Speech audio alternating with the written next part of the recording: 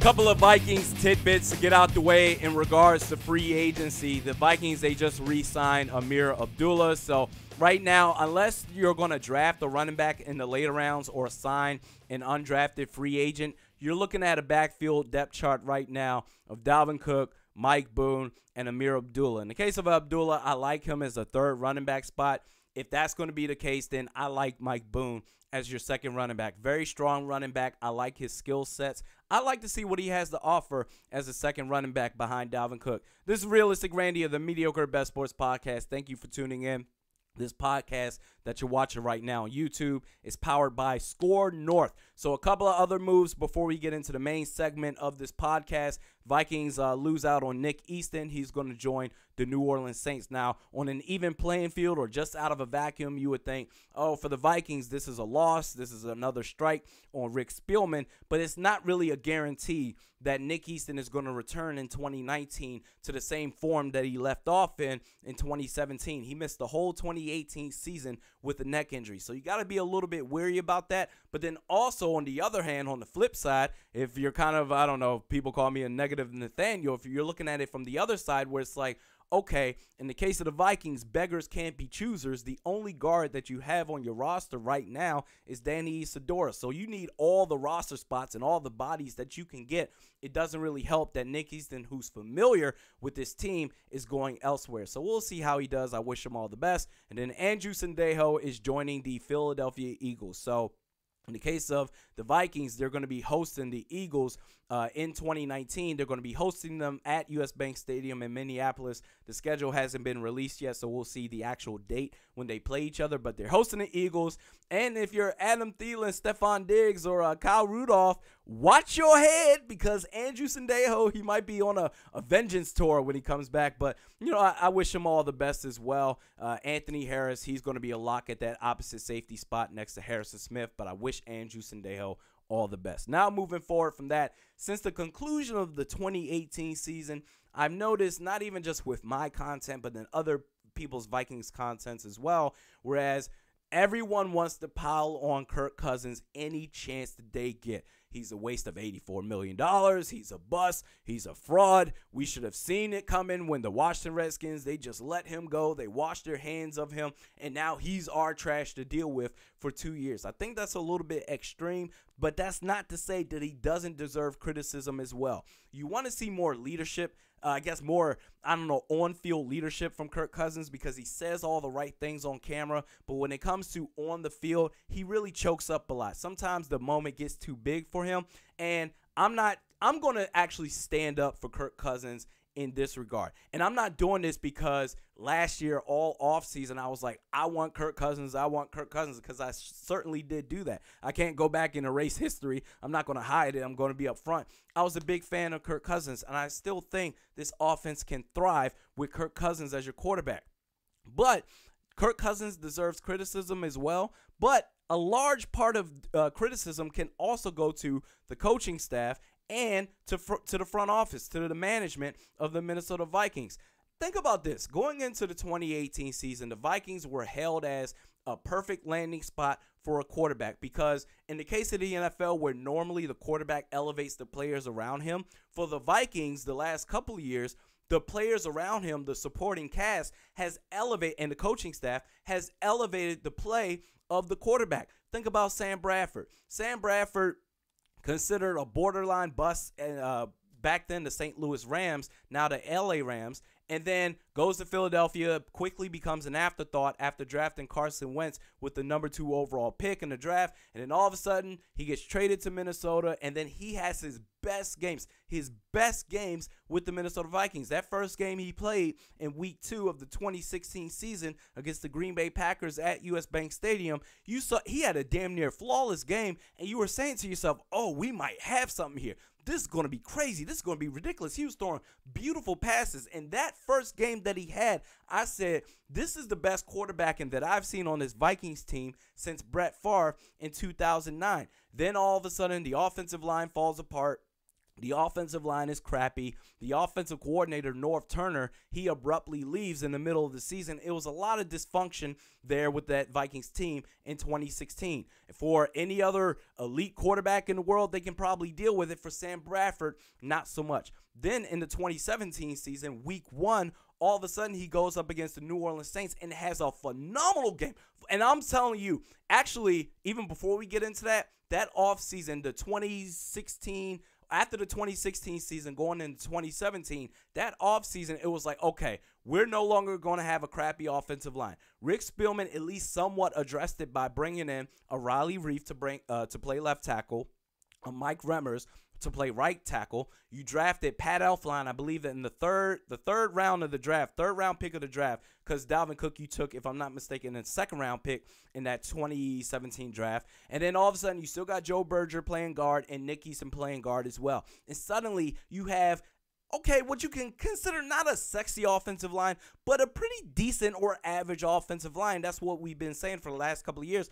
We don't need a top-notch offensive line. If you can just have a decent offensive line, this offense will be really, really good. And then going into week 1 of the 2017 season against the New Orleans Saints, a phenomenal game by Sam Bradford. And you're thinking to yourself, this is what we need. And you bring in Pat Shurmur, or you had Pat Shurmur in the 2016 season, took over for Norv Turner mid-season. But all of a sudden, he got a full offseason to be the full-time offensive coordinator. So you had a pretty good offensive line, or at least an average offensive line, definitely better than crappy. And Pat Shurmur, who turned out to be an offensive wizard, to where suddenly Sam Bradford was looking great, at least for week 1. And then all of a sudden, he suffered an injury somewhere in that game against the Saints to where no one even noticed until after the game. And he was out for the rest of the year, except maybe like a quarter and a half at Soldier Field against the Chicago Bears. And then suddenly, you bring in Case Keenum, a backup to Sam Bradford, to where he has his best season by far, a career journeyman,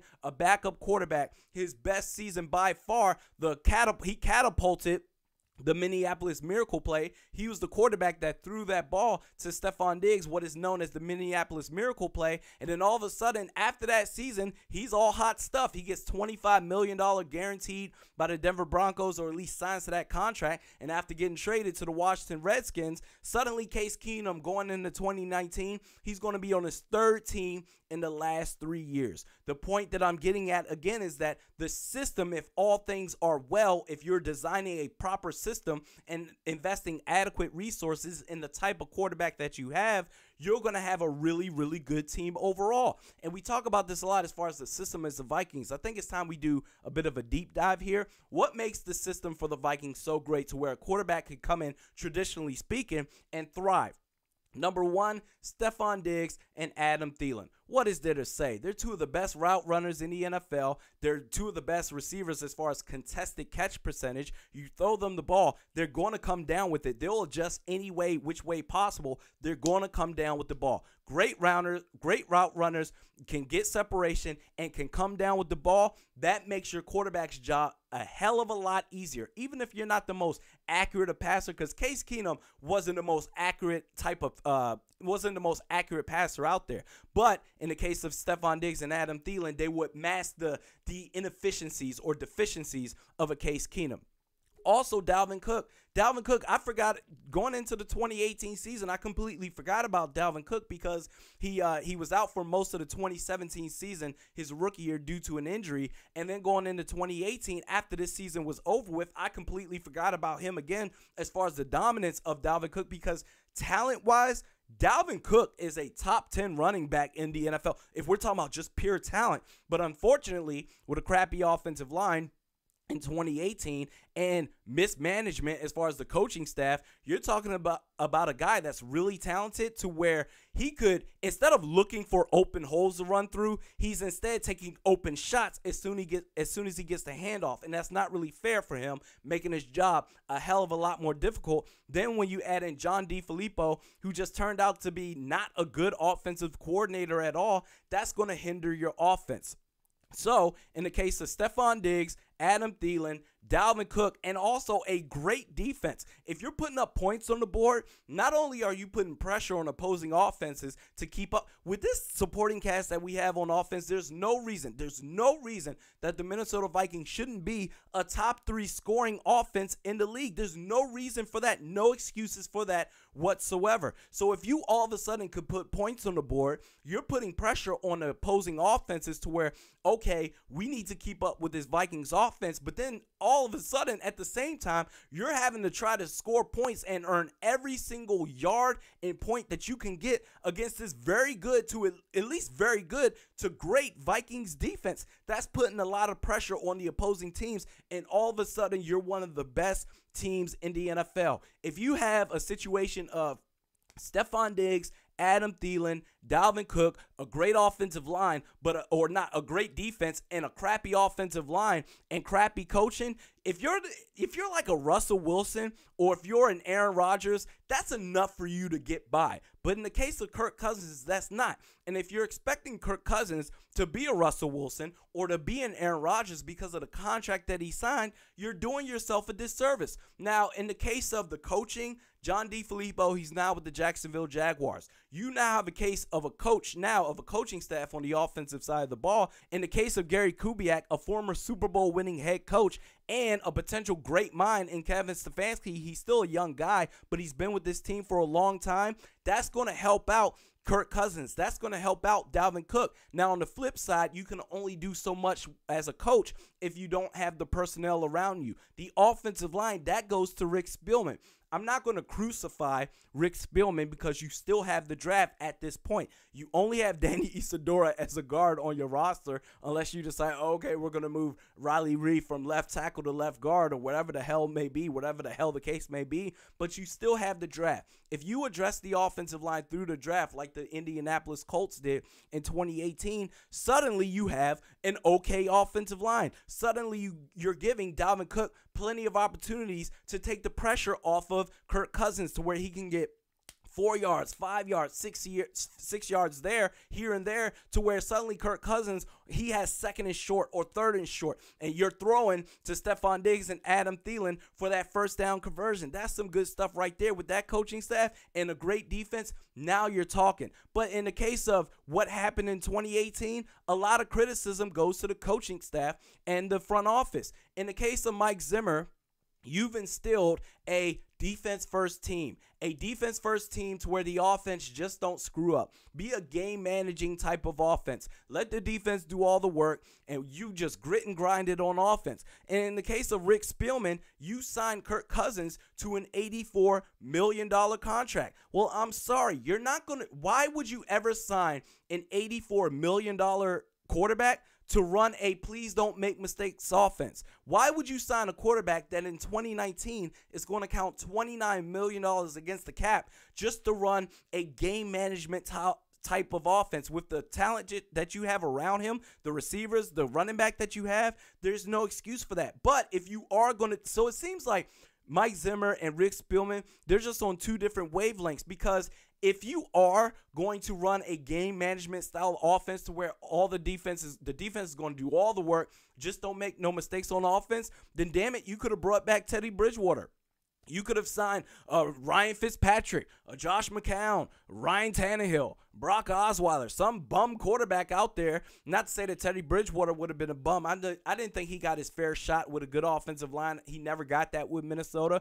But if you want to run a game management type of offense, you can go out there and get a super cheap quarterback that you're not expecting a lot out of, to where, okay, you're paying him $10 to $12 million for that year, and you're saving that extra $16, $17 million that you can allocate somewhere else to make your roster better, if that's the case. Or in the case of Rick Spielman, if you're signing an $84 million quarterback, that means you're going to invest around him to make this offense as good as possible. So I don't know, you can get up there, you can get up on the podium and say all the right things, but your actions are showing a different tune. The coaching staff is there with Gary Kubiak. If you address the offensive line, this can still be a really, really good thing, a really good team. And that's the frustrating thing about this team, is because This team has a window to be really great. This team can be really good. That 8-7-1 record is not what this team is capable of, or not only are they capable of it, they just did it in 2018, but this team is capable of way more than that. You only get this window of opportunity so often, and you hate to see it go to waste because of mismanagement or bad coaching, okay? So now that you got the coaching under wraps on offense, it's up to Rick Spielman now to address the offensive line. Once you do that, Gary Kubiak's there, Kevin Stefanski's there. You got an average offensive line, a great defense. You still got Dalvin Cook, assuming a healthy Dalvin Cook, and a receiving core around him.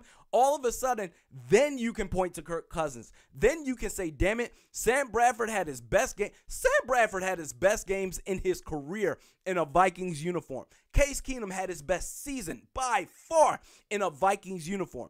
Damn it, if Sam Bradford and Case Keenum can look phenomenal like a lightning in a bottle type of quarterback, then you better do the same thing if you're Kirk Cousins. So what I'm saying is he deserves criticism, but he also needs the proper resources around him. He's not Aaron Rodgers. He's not Russell Wilson. No one's expecting him to be that. But if you put a good resource system around him, then you can get the best out of Kirk Cousins that you possibly can. Remember that soundbite sometime during the season when him and Adam Thielen had a riff, and Kirk Cousins was saying, I don't have 7 seconds. I don't have 7 seconds. And that's indicative. That's more of an indictment on Rick Spielman, where it's like, yo, we saw this coming a mile away, where it's like the offensive line was going to have problems, and they certainly did. He's not Case Keenum, where he can escape the pocket and maybe make the offensive line look a little bit better than what they are. That's not him. So understanding that if you're going to invest all this money into a quarterback, you need to be able to make sure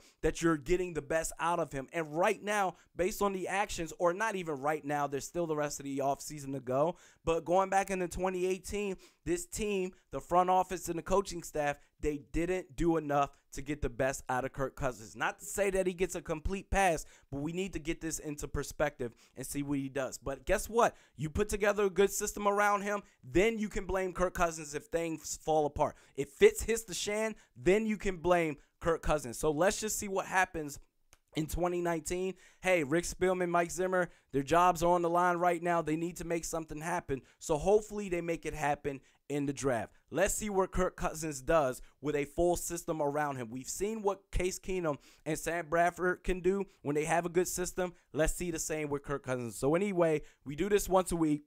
Twice a week. Mediokr Best Sports Podcast with Realistic Randy. You can check us out on Score North on Tuesdays. On Saturdays, you can check out my personal YouTube page, Realistic Randy. Just search that. Twitter @Realistic_Randy. Facebook @Realistic Randy. We will see you on Saturday.